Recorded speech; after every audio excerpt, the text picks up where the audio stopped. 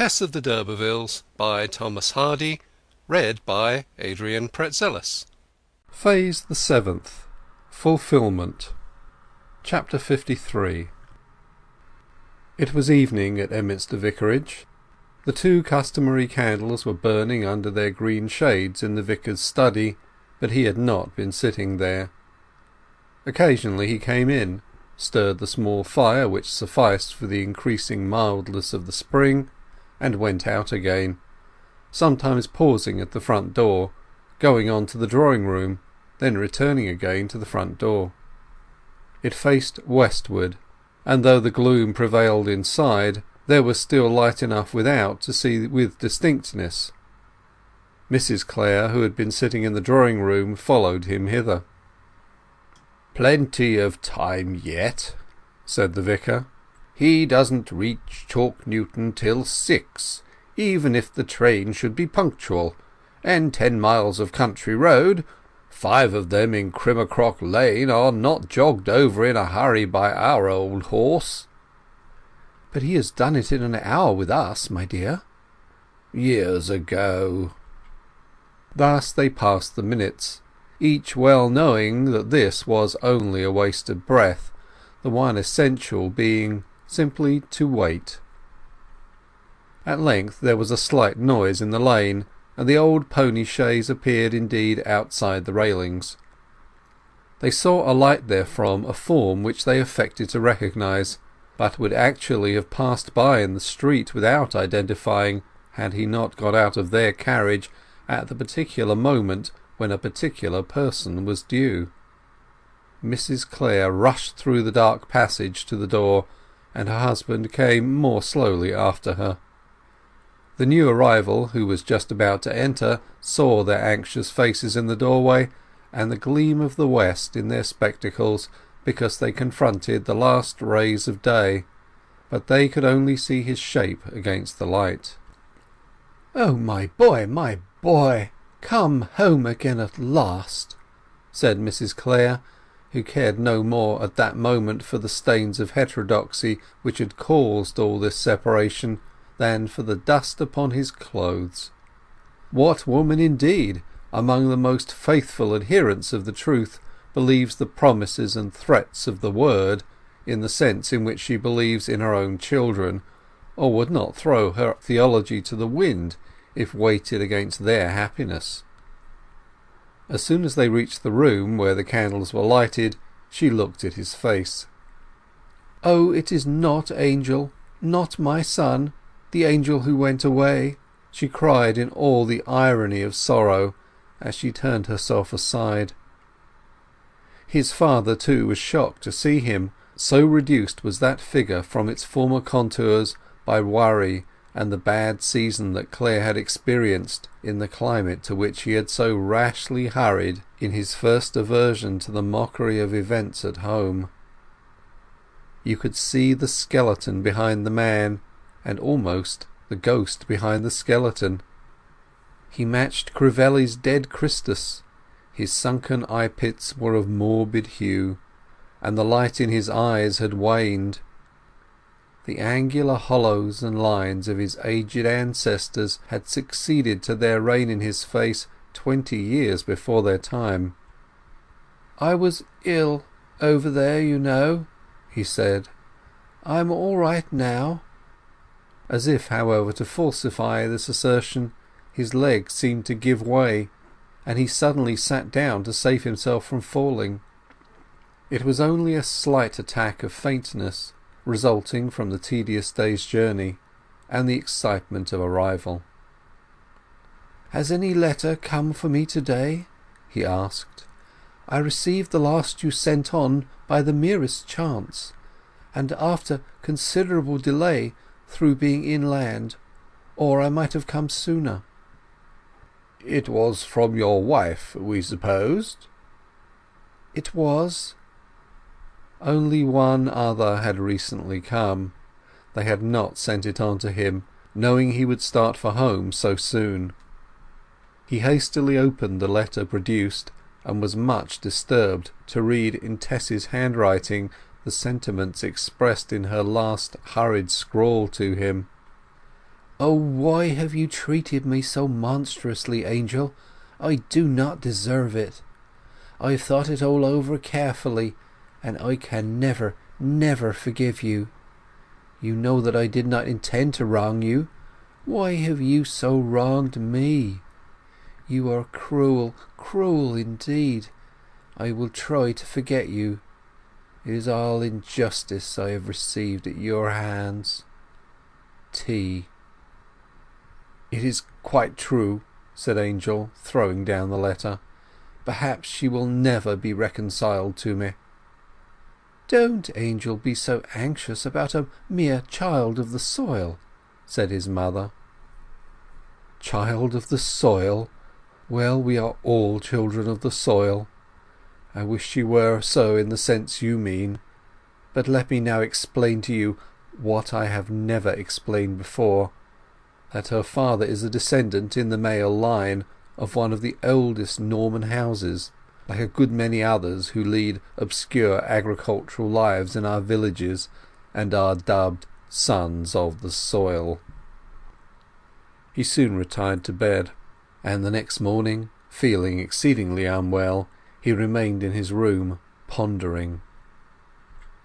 The circumstances amid which he had left Tess were such that though, while on the south of the equator and just in receipt of her loving epistle, it had seemed the easiest thing in the world to rush back into her arms the moment he chose to forgive her, now that he had arrived it was not so easy as it had seemed. She was passionate, and her present letter, showing that her estimate of him had changed under his delay, too justly changed, he sadly owned, made him ask himself if it would be wise to confront her unannounced in the presence of her parents. Supposing that her love had indeed turned to dislike during the last weeks of separation, a sudden meeting might lead to bitter words. Clare therefore thought it would be best to prepare Tess and her family by sending a line to Marlott announcing his return, and his hope that she was still living with them there, as he had arranged for her to do when he left England.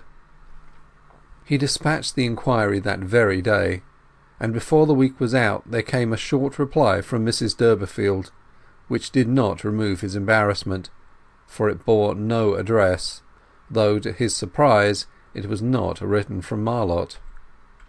Sir, I write these few lines to say that my daughter is away from me at present, and I am not sure when she will return, but I will let you know as soon as she do.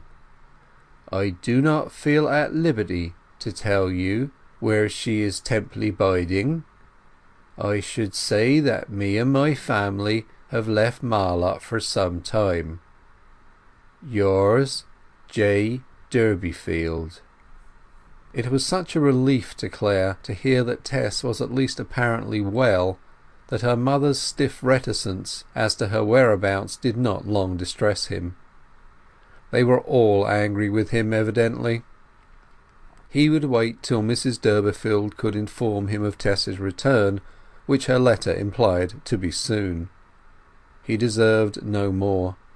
His had been a love which alters when it alteration finds. He had undergone some strange experiences in his absence. He had seen the virtual Faustina in the literal Cornelia, a spiritual Lucretia in a corporeal Phryne. He had thought of the woman taken and set in the midst as one deserving to be stoned, and of the wife of Uriah being made a queen, and he had asked himself why he had not judged Tess constructively rather than biographically, by the will rather than by the deed. A day or two passed while he waited at his father's house for the promised second note from Joan Durbeyfield, and indirectly to recover a little more strength. The strength showed signs of coming back, but there was no sign of Joan's letter. Then he hunted up the old letter sent on to him in Brazil, which Tess had written from Flintcomb, and reread it. The sentences touched him now as much as when he had first perused them. I must cry to you in my trouble. I have no one else. I think I must die if you do not come soon, or tell me to come to you. Please, please, not to be just, only a little kind to me. If you would come, I could die in your arms. I would be well content to do that, if so be you had forgiven me. If you will send me one little line and say I am coming, I will bide on, Angel, oh, so cheerfully. Think how it do hurt my head not to see you ever, ever. Ah, if I could only make your dear heart ache one little minute of each day, as mine does every day and all day long, it might lead you to show pity to your poor lonely one. I would be content, aye, glad, to live with you as your servant, if I may not as your wife, so that I could only be near you and get glimpses of you and think of you as mine. I long for only one thing in heaven or earth or under the earth, to meet you, my own dear. Come to me, and save me from what threatens me.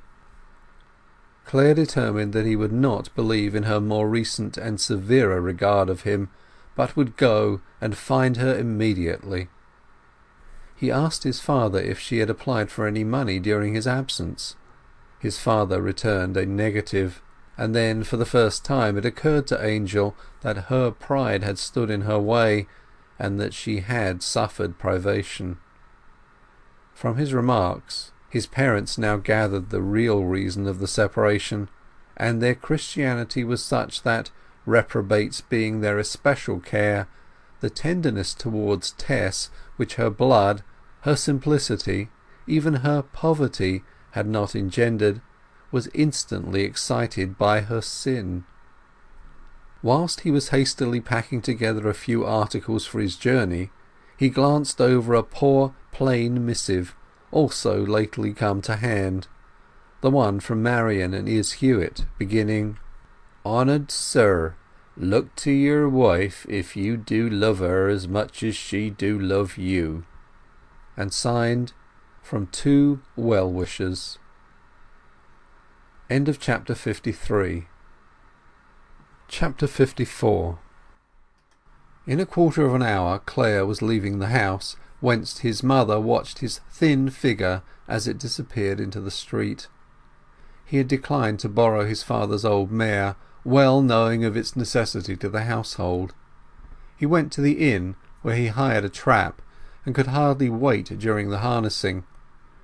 In a very few minutes after he was driving up the hill out of the town, which 3 or 4 months earlier in the year Tess had descended with such hopes and ascended with such shattered purposes. Benville Lane soon stretched before him, its hedges and trees purple with buds. But he was looking at other things, and only recalled himself to the scene sufficiently to enable him to keep the way. In something less than an hour and a half he had skirted the south of the King's Hintock estates, and ascended to the untoward solitude of Cross in Hand, the unholy stone whereupon Tess had been compelled by Alec d'Urberville, in his whim of reformation, to swear the strange oath that she would never wilfully tempt him again. The pale and blasted nettle stems of the preceding year even now lingered nakedly in the banks, young green nettles of the present spring growing from their roots. Hence he went along the verge of the upland overhanging the other Hintocks, and turning to the right plunged into the bracing calcareous region of Flintcomb, the address from which she had written to him in one of her letters, and which he supposed to be the place of sojourn referred to by her mother. Here, of course, he did not find her. What added to his depression was the discovery that no Mrs Clare had ever been heard of by the cottagers or by the farmer himself, though Tess was remembered well enough by her Christian name. His name she had obviously never used during her separation. and her dignified sense of their total severance was shown not much less by this abstention than by the hardships she had chosen to undergo, of which he now learnt for the first time, rather than apply to his father for more funds. From this place they told him Tess Durbeyfield had gone, without due notice, to the home of her parents on the other side of Blackmoor, and it therefore became necessary to find Mrs Durbeyfield. She had told him she was not now at Marlott, but had been curiously reticent as to her actual address, and the only course was to go to Marlott and inquire for it. The farmer who had been so churlish with Tess was quite smooth-tongued to Clare, and lent him a horse and a man to drive him towards Marlott, the gig he had arrived in being sent back to Emminster, for the limit of a day's journey with that horse was reached. Clare would not accept the loan of the farmer's vehicle for a further distance than to the outskirts of the Vale, and sending it back with the man who had driven him, he put up at an inn, and next day entered on foot the region wherein was the spot of his dear Tess's birth. It was as yet too early in the year for much colour to appear in the gardens and foliage. The so-called spring was but winter overlaid with a thin coat of greenness, and it was of a parcel with his expectations. The house in which Tess had passed the years of her childhood was now inhabited by another family who had never known her. The new residents were in the garden, taking as much interest in their own doings as if the homestead had never passed its primal time in conjunction with the histories of others, besides which the histories of these were but a tale told by an idiot. They walked about the garden's path with thoughts of their own concerns entirely uppermost, bringing their actions at every moment in jarring collision with the dim ghosts behind them, talking as though the time when Tess lived there were not one whit intenser in story than now. Even the spring birds sang over their heads as if they thought there was nobody missing in particular. On inquiry of these precious innocents, to whom even the name of their predecessors was a failing memory, Clare learned that John Durbeyfield was dead, that his widow and children had left Marlott, declaring that they were going to live at Kingsbere, but instead of doing so had gone on to another place they mentioned. By this time Clare abhorred the house for ceasing to contain Tess, and hastened back from its hated presence without once looking back. His way was by the field in which he had first beheld her at the dance. It was as bad as the house, even worse. He passed on through the churchyard, where, amongst the new headstones, he saw one of a somewhat superior design to the rest. The inscription ran thus: "In memory of John Durbeyfield, rightly d'Urbervilles, of the once powerful family of that name, and direct descendant through an illustrious line from Sir Pagan d'Urberville, one of the Knights of the Conqueror, died March 10th, 18 How are the mighty fallen." Some man, apparently the sexton, had observed Clare standing there, and drew nigh. "Ah, sir, that's a man who didn't want to lie here, and wished to be carried to Kingsbere, where his ancestors be." "And why didn't they respect his wish?" "Oh, no money, bless your soul, sir.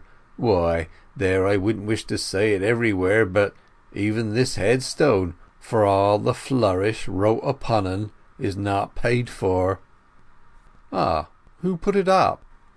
The man told the name of a mason in the village, and on leaving the churchyard Clare called at the mason's house. He found that the statement was true, and paid the bill. This done, he turned in the direction of the migrants. The distance was too long for a walk, but Clare felt such a strong desire for isolation that at first he would neither hire a conveyance nor go to a circuitous line of railway by which he might eventually reach the place. At Shaston, however, he found he must hire. but the way was such that he did not enter Joan's place until about 7 o'clock in the evening, having traversed a distance of over 20 miles since leaving Marlott. The village being small, he had little difficulty in finding Mrs Durbeyfield's tenement, which was a house in a walled garden, remote from the main road, where she had stowed away her clumsy old furniture as best she could. It was plain that for some reason or other she had not wished him to visit her, and he felt his call to be somewhat of an intrusion. She came to the door herself, and the light from the evening sky fell upon her face. It was the first time that Clare had ever met her, but he was too preoccupied to observe more than she was still a handsome woman in the garb of a respectable widow. He was obliged to explain that he was Tess's husband, and his object in coming here, and he did it awkwardly enough.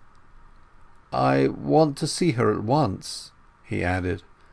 "You said you would write to me again, but you have not done so." "Because she've not come home," said Joan. "Do you know if she's well?" "I don't, but you ought to, sir," said she. "I admit it. Where is she staying?" From the beginning of the interview Joan had disclosed her embarrassment by keeping her hand to the side of her cheek. "I don't know exactly where she is staying," she answered. "She was, but—" "Where was she?" "Well, she is not there now." In her evasiveness she paused again, and the younger children had by this time crept to the door, where, pulling at his mother's skirts, the youngest murmured, "Is this the gentleman who's going to marry Tess?" "He has married her," Joan whispered. "Go inside." Clare saw her efforts for reticence, and asked, "Do you think Tess would wish me to try to find her? If not, of course—" "I don't think she would." "Are you sure?" "I'm sure she wouldn't." He was turning away, and then he thought of Tess's tender letter. "I am sure she would," he retorted passionately. "I know her better than you do." "That's very likely, sir, for I have never really known her." "Please tell me her address, Mrs Durbeyfield, in kindness to a lonely, wretched man." Tess's mother again restlessly swept her cheek with her vertical hand, and seeing that he suffered, she at last said in a low voice, "She is at Sandbourne." "Ah, where there? Sandbourne has become a large place, they say." "I don't know more particularly than I have said. Sandbourne. For myself, I was never there." It was apparent that Joan spoke the truth in this, and he pressed her no more. "Are you in want of anything?" he said gently. "No, sir," she replied. "We are fairly well provided for." Without entering the house, Clare turned away. There was a station 3 miles ahead, and paying off his coachman he walked thither. The last train to Sandbourne left shortly after, and it bore Clare on its wheels. Chapter 54